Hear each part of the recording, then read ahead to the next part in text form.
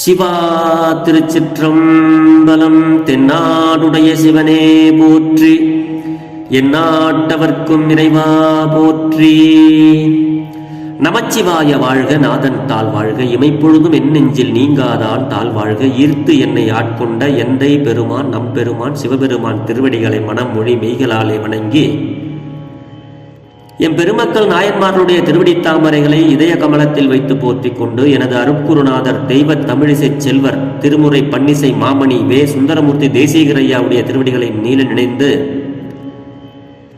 திருமுறை சென்னறைக்குள் என்னை ஆற்றுப்படுத்திய அடியார் பெருமக்களது திருவடிகளையும் வணங்கிக் கொண்டு பெரும் பற்ற புலியூரானை பேசாத நாள் எல்லாம் பிறவாத நாளே என்ற அருட் சிந்தனையில் இன்றைய தினம் நாம் சிந்திக்க இருப்பது அருள் தரும் திருஞான சம்பந்த பெருமானார் திருவாய் மலர்ந்தருடைய திருக்கடை காப்பு முதல் தமிழ் வேதம் திரு பிரம்மாபுரம் என்ற முதல் பதிகம் திருப்பதிகம் ஞானப்பால் உண்ட பொழுது பாடி அருளிய திருப்பதிகத்தில்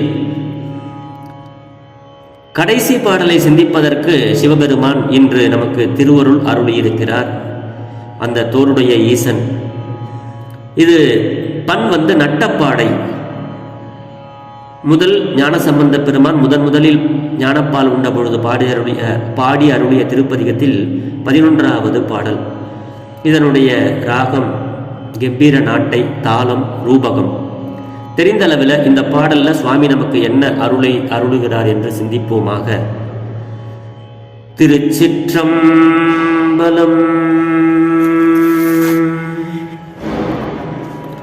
அருநெறிய மறைவள்ள முனியகன் பொய்கை அலர்மேய பெருநெறிய பிரமாபுரம் மேவிய பெம்மான் இவன் தன்னை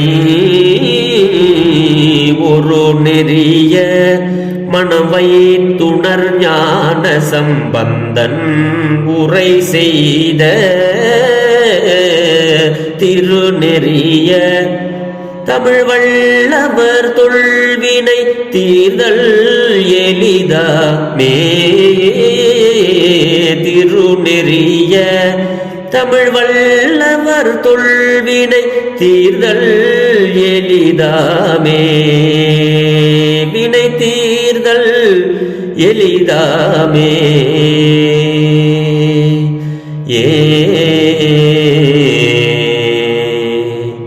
திருச்சிற்றம்பலம். இந்த பாடல் பாருங்க, தமிழ் எப்படி விளையாடுது பாருங்க. முதல் பதிகம் முதல்ல ஞானசம்பந்த பெருமான் திருவாய் மலர்ந்தருளுகிறாரு. அருநெறிய மறை முதல் வரி. அடுத்த 2வது வரி பெருநெறிய. அடுத்த 3வது நெறி ஒரு நெறிய. 4வது பாடல் வரி திருநெறிய. இதுதான் எதிகை மோனை அப்படிங்கிறதெல்லாம். 3 வயது ஞான சம்பந்த பெருமானுக்கு இதை யார் கொடுத்தது? சம்பந்தனாக இருந்த பெருமானுக்கு ஞானப்பால் உமையம்மையும் சிவபெருமானும் என்பந்த வல்வினை நோய் தீர்த்திட்டு எமையாலும் சம்பந்தன் காழியர்கோன் தன்னையும் ஆட்கொண்டு அருளி அம்புந்து கண்ணாலும் தானும் அணிகொள் தில்லை அம்பலமே சேர்ந்திருக்க ஆயிற்றே அப்படின்னு சொல்லுவாங்க திரு இசைப்பாவில். பொற்கிண்ணத்தில பாலமுது ஊட்டி அண்ணலை அங்கு அழுதை தீர்த்தார் அங்கனார் அப்படின்னு சொல்லுவார் தெய்வ சேக்கிழார் பெருமான். இந்த திருஞான சம்பந்தனுக்கு இந்த நெறியெல்லாம் எப்படி நமக்கு நெறிப்படுத்துகிறார் பாருங்க. எல்லாமே நம்மளை நெறிப்படுத்துறாரு பாருங்க. அருநெறி, பெருநெறி, ஒரு நெறி, திருநெறி. இதுக்கெல்லாம் நம்ம பொருள் தெரியாமத்தான் என்னென்னமோ சினிமா பார்க்குறோம், படம் பார்க்குறோம், என்னென்னமோ புஸ்தகம் படிக்கிறோம், வேற என்னென்னமோ சாய்பாபா, அந்த பாபா, கருப்புச்சாமி, முனியச்சாமி. ஒரு நாளைக்கு ஒரு தெய்வம் பிறந்துக்கிட்டே இருக்கு தமிழ்நாட்டில். அது பின்னாடியும் 10 பேர் போய்கிட்டு எனக்கு இதுதான் பிடிச்சிருக்கு அப்படின்னு சொல்லிக்கிட்டுலாம் நிறைய காலங்களை வேஸ்ட் ஆக்குறாங்க. இந்த பாடல் நமக்கு என்ன அறிவுறுத்துகிறது தெரியுமா? நம்ம எந்த நெறியாக இருந்தாலும் நாம் ஒரு நெறியில் நிற்க வேண்டும்ங்கிறது தான் சொல்லுது இந்த பாட்டு. இது பிரம்மன் வழிபட்டான். அந்த பிரம்மன் சிவபெருமானுடைய அருளாலே படைப்பு தொழிலை பெற்ற இடம் அந்த பிரம்மாபுரம். அவன் யார் அப்படின்னா அருமையான நெறிகளை உலகிற்கு வழங்கும் வேதங்களினுடைய வல்லவன் அந்த பிரம்மன். பிரம்மனால் படைக்கப்பட்டதுதான் இந்த வேதங்கள். அது அருளியது யார் அப்படின்னா சிவபெருமான். அப்படிப்பட்ட அருநெறிய வல்ல முனியகன் பிரம்மன் முனி, அவன் ஒரு முனிவன். அவன் அருமையான நெறிகளை எல்லாம் இந்த உலகத்தில் நாம் எப்படி வாழ வேண்டும் என்பதற்காக அந்த வேதங்களை எல்லாம் வழங்குகின்ற வல்லவன். பிரம்மனால் அளிக்கப்பட்டது இந்த வேதம். அவன் என்ன பண்றான்? யாரை போய் கும்பிடுறான்? அவன் வேதங்களை தந்தாலும் அவன் வழிபடுவது யாரை என்றால் நம்ம சிவபெருமான தான். அகன்ற மலர் வாவின் தாமரைகளை உடையதும் ஆகிய பிரம்மாபுரத்துள் மேவிய முத்தி நெறி சேர்க்கும் முதல்வனை தான் போய் வணங்கினான். பிரம்மன் வழிபட்டது பிரம்மாபுரம், அதுவே அந்த ஊருக்கு பேரு. அந்த ஊருக்கு 12 திருநாமங்கள் உண்டு. அழகா ஒரு பாட்டே வரும் பெரிய புராணத்துல. அப்படி சுவாமி அருளிய ஒரு பாடலிலும் அந்த எழுங்கூற்றறிக்கை என்ற பாடலில் இந்த 12 திருநாமங்களுமே வரும். அப்படி இந்த பிரம்மாவா எங்க போய் அவனுக்கு பெரிய நெறி எது அப்படின்னா இந்த சிவநெறி தான் அவனுக்கு பெருநெறி. அதுதான் பெருநெறிய பிரம்மாபுரம். பெருமான் அங்க முறையாக வாழ்ந்து கொண்டிருக்கிறார். அந்த பிரம்மாபுரத்தில் அனைவருக்கும் அருள் பாலித்துக் கொண்டிருக்கிறார். அதுதான் இந்த நல்ல பெரிய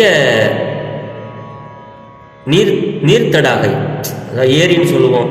அப்படி அகன்ற மலர்வாவின் தாமரைகளை உடையதும் ஆகிய பிரம்மாபுரத்தில் மேவிய முத்தி நெறி சேர்க்கும் முதல்வனை போய் வழிபட்டாரு பிரம்மன். அங்க பிரம்மபதத்தை அடைஞ்சாரு. சரி, அந்த ஊர்ல எப்படி வழிபடணுங்கிற கருத்தை நமக்கு ஞான சம்பந்தர் சொல்றாரு. ஒரு நெறிய மனம் வைத்து உணர் ஞான சம்பந்தன் அப்படிங்கிறாருங்க. இதுக்கு என்ன ஒரு நெறிய மனம் வைக்கிறது அப்படின்னா, நம்மளுடைய மனசை அங்கங்க அலைய விடாம, இப்ப சினிமா படம் பார்த்தோம்னா அதுலேயே மூழ்கி அப்படியே அடுத்த என்ன காட்சி வருமோன்னு அப்படி மூழ்கி போயிருப்போம். அந்த மாதிரி மனசை அதுல மூழ்கணும்.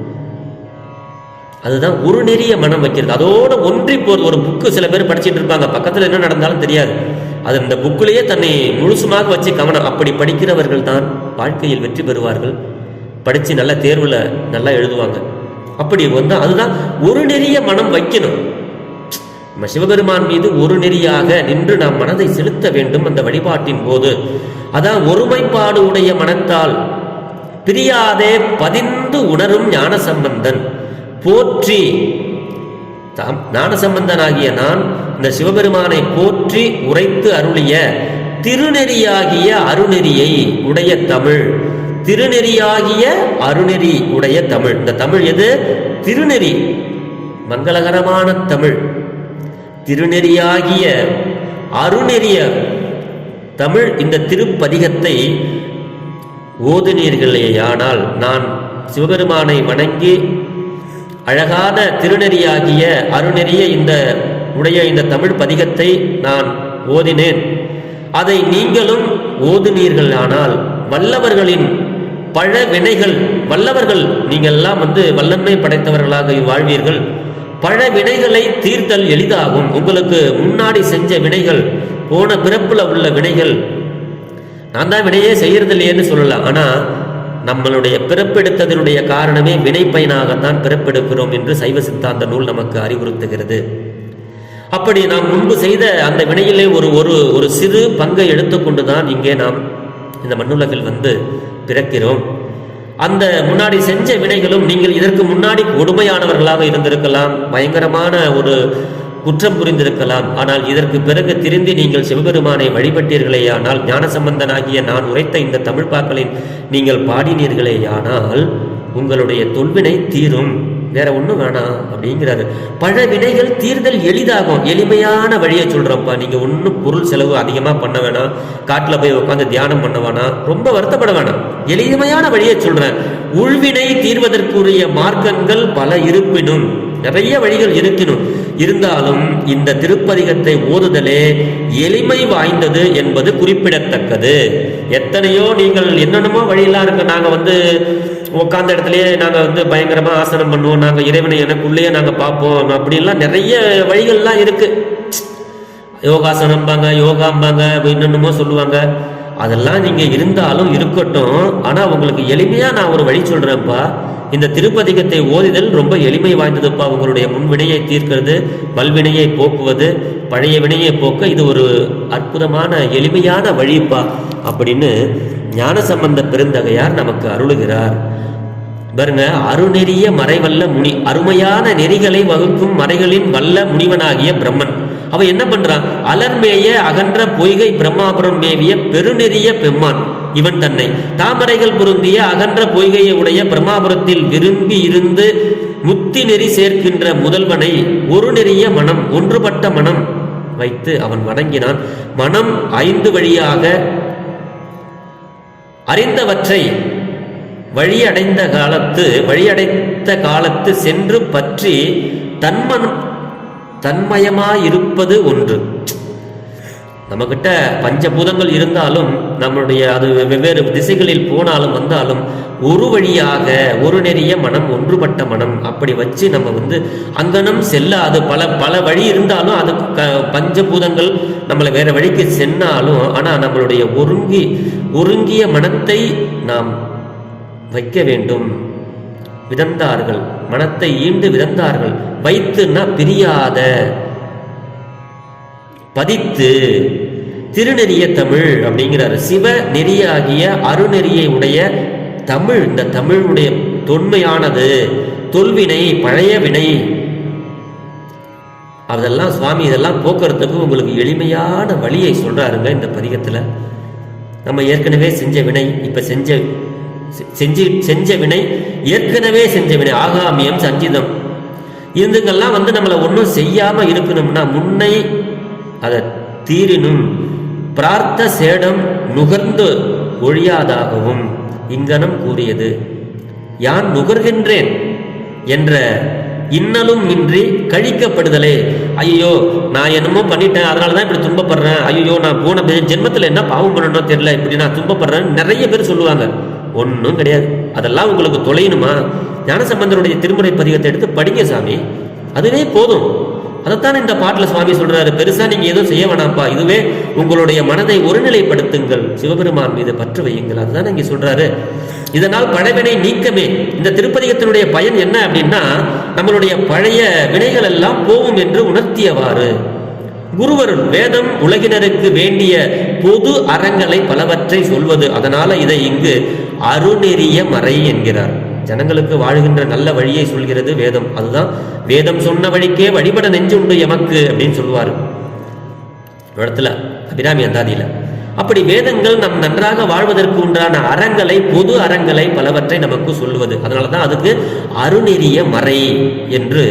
ஆகமம் சத்நிதி பாதர்களுக்குரிய சைவ நுட்பங்களை சொல்வது. அதனால இதனை இங்கு அவற்றின் மேம்பட்டது என்னும் பொருளின் பெருநெறி என்னும் கூறினார். ஒரு நெறி அல்லது ஒரு சமயம் என்றால் அது உலகினர் அனைவருக்கும் பயன்தரதாக இருத்தல் வேண்டும். அதான் ஒரு நெறி. ஒரு நெறிப்படுத்துவதுன்னா அந்த உலக மக்களுக்கு எல்லாம் ஒரு நன்மையை செய்யக்கூடியது, பயன் தரக்கூடியதாக இருக்க வேண்டும். அதுதான் நெறிப்படுத்தல்.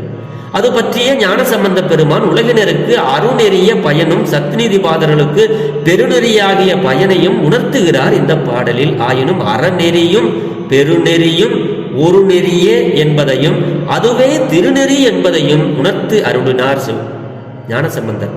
இந்த கருத்தை திருமந்திரத்தில் ஒரு பாடல் இருக்கு. அந்த பாடலை நாம் நாளை சிந்திப்போம் என்று சொல்லி, பெரும்பற்ற புலியூரானை பேசாத நாளெல்லாம் பிறவா நாளே என்ற அருட்சிந்தனையை நிறைவு செய்கிறேன். நாம் தொல்வினை தீர வேண்டுமானால் ஞானசம்பந்தருடைய பதிகமே பாடுவதே எளிமையானது என்று சொல்கிறார். ஆக குறைவிலாத உயிர்கள் வாழ்க, நான்மறை அறங்கள் ஓங்க, நற்றவம் வேள்வி மல்க, மேன்மைகள் சைவ நீதி விளங்குக, உலகமெல்லாம் இன்பமே என்னாலும் துன்பமில்லை, ஆளவாய் சிவனடியே சித்திக்க பெற்றேன் நானே.